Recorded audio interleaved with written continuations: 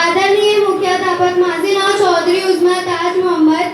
सर्वांना माझा सस्ने नमस्कार आणि स्वातंत्र्य दिनाचे खूप खूप शुभेच्छा. आज 15 ऑगस्ट आपला स्वातंत्र्य दिन. आजच्या दिवशी म्हणजेच 15 ऑगस्ट 1947 रोजी आमचा भारत देश अंग्रेजांना 200 वर्षाच्या गुलामगिरीतून मुक्त झाला.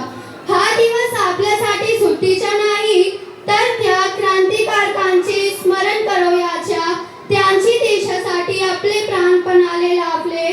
भगतसिंग, महात्मा गांधी, सुभाषचंद्र बोस, लुकमावे टिळक, अशरफुल्ला खान, अब्दुल गफ्फार खान, बेगम हजरत महल खानचे विलोचे योगदान आहे.